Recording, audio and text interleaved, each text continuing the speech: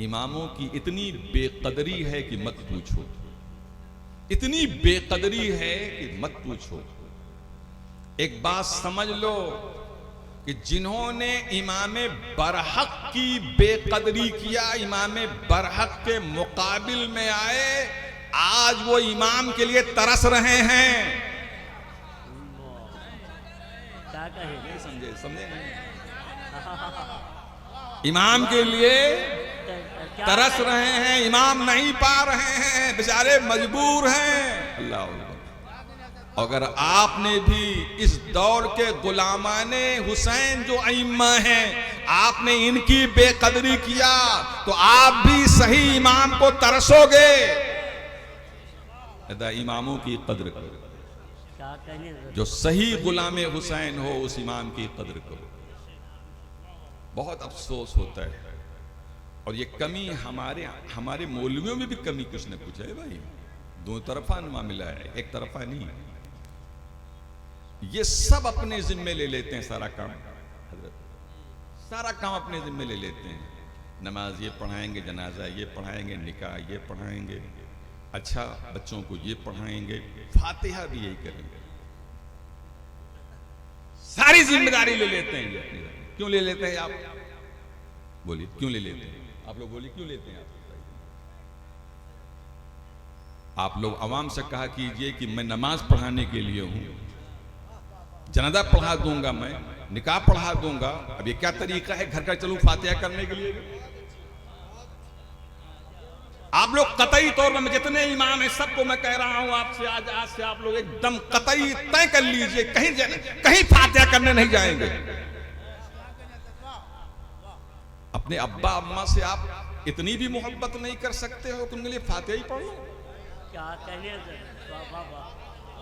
10 रुपए का बतासा उठा ले, चलो अब चलो मौलाना साहब हमारे घर में, चलो ना फातिहा पढ़ने के लिए, चलो मौलवी साहब हमारे घर फातिहा पढ़ने के लिए। अगर 100 मोहल्ले में घर हैं तो 100 जगह जाएगा ना तो पांव का दर्द करने लगेगा। क्या मजाक बना रखा है? इतने बड़े जाहिल लोग हैं कि बेचारा न जाए ना। अच्छा, सबसे कम जो पनिशमेंट करते हैं, अच्छा अब चंदा नहीं देंगे, इमाम साहब चंदा अब नहीं। अच्छा, और तरह से जब अप होता है तो अच्छा देख लेंगे, और थोड़ा सा गुम्मा उठा ले रहे हैं। अस्तगफिरुल्लाह, तौबा तौबा, ला हौल वला कुव्वत। अरे अहमक कहीं का, जब तू अपने अब्बा अम्मा को दुआ नहीं दे सकता है तो तुझसे बड़ा नालायक कौन होगा? जो भी अपने अब्बा अम्मा ने फातिहा का मतलब क्या मतलब है, फातिहा का मतलब क्या समझता है? अब्बा अम्मा को दुआ ना देना, बुजुर्गों को फातिहा करता है, बुजुर्गों से फैजान लेना ना। तू कुछ नहीं करना चाहता है। ये बेचारे मौलाना लोग बेचारे, एक बात सुन लो, दुआ दिल से निकलती है। अज दिल रेज़त बर दिल खेज़त, जब दिल से निकलेगी तो मकबूल भी होगी। जब ये 100 जगह जाएंगे, धैत तेरी के परेशान हूं, तेरी या अल्लाह, क्या फातिहा है? जबरदस्ती की फातिहा कराते हो तुम लोग। खुद फातिहा करो, फातिहा बोलो, बोलो सब लोग। कितने लोग खुद से फातिहा करेंगे? जरा देखें, हाथ उठाइए जरा देखें तो भाई। सुभान अल्लाह, सब लोग फातिहा। नमाज सब लोग याद कीजिए, फातिहा सब लोग। आज से कोई मौलवी साहब फातिहा करने नहीं जाएंगे। हाँ, कुछ दिन के लिए जो है ट्रेनिंग टाइम रख दीजिए कि 1 महीने का टाइम रखता हूं कि मस्जिद में लाएगा तो यहां फातिहा कर देंगे, मगर 1 महीने के बाद ये भी नहीं करेंगे। और 1 महीने में आप लोग सब सीख लीजिए, सबको सिखाइए। अब्बा मर जाए, बताइए कि कब्र पे खड़े हुए क्या कह रहे हैं? पूछे इनसे, कब्र पे जब अब्बा जब मर गए थे, जनाजा पढ़ा था, क्या पढ़ा था? पूछ। अब्बा कब्र पे इसे क्या कर रहा था? वो बता। अब्बा का जमीन ले लिया, मकान ले लिया, सब कुछ ले लिया, इन सारी जायदाद ले लिया।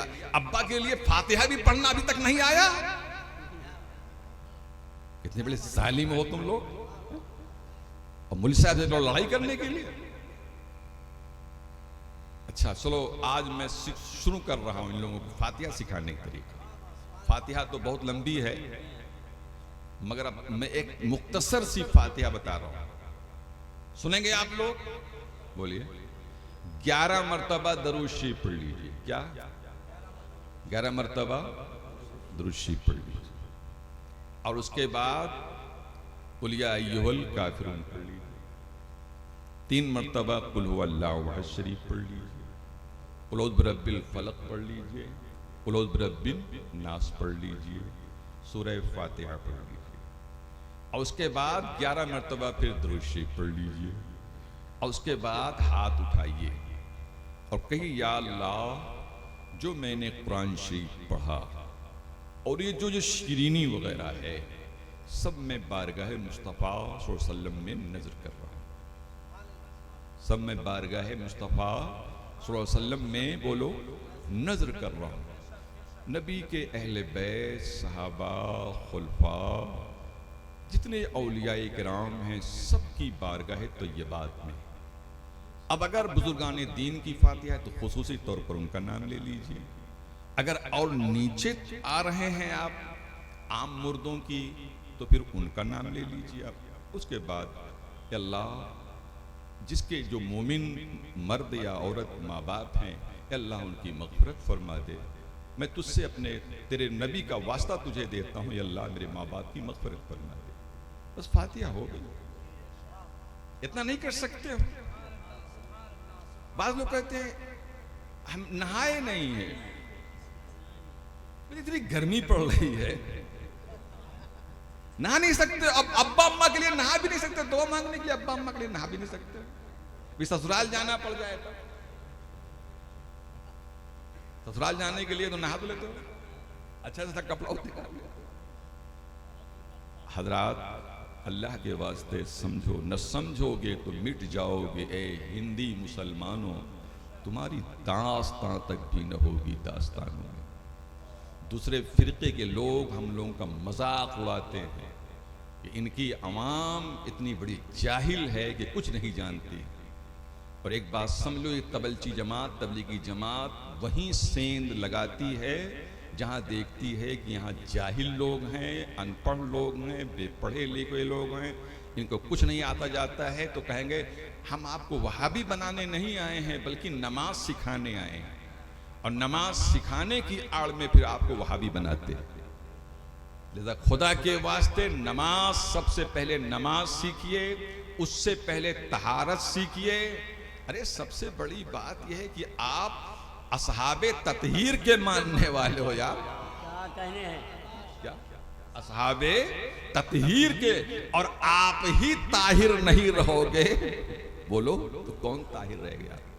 इसलिए तहारत सीखो, गुस्ल कैसे किया जाए, वजू कैसे बनाया जाए, अपने इमाम साहब के पास। जो इनका टाइम आप फातिहा में लेते हो, वही टाइम इनसे मसले मसाइल में लो यार। ना या हजरत, अब आपसे फातिहा नहीं कराएंगे, अब आपका टाइम बचा रहेगा, अब हमसे मसला सिखाइए, हमको मसला बताइए, आप कीजिए। आप दुरूद शरीफ पढ़िए। अल्लाहुम्मा सल्लि अला सय्यिदिना व शफीअना व नबीना मौलाना मुहम्मदिन बारिक सल्लिम सलातु व सलाम अलैका या रसूलल्लाह। जो लोग भी जिस इमाम के पीछे नमाज पढ़ते हैं, अगर दिल में कुदूरत भी रखते हैं उनके लिए, या उनके लिए नाजेबा कलिमात कहते हैं, समझ लीजिए कि उन्होंने बहुत बड़ा जुर्म किया है और यजीदियत का काम किया है। उस दौर के इमाम बरहक का खिलाफ मुखालिफ यजीद था, और आज गुलामे हुसैन जो अइम्मा हैं, उनके खिलाफ यजीद का गुलाम हो रहा है। समझ लीजिए, यजीद का गुलाम है वो।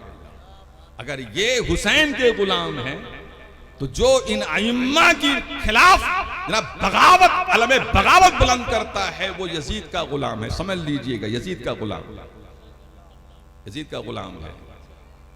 इतना बड़ा कस्बा है, आप बता दीजिए कई आलिम हैं यहाँ पर, बोलिए कई हाफिज हैं, कई मौलवी हैं।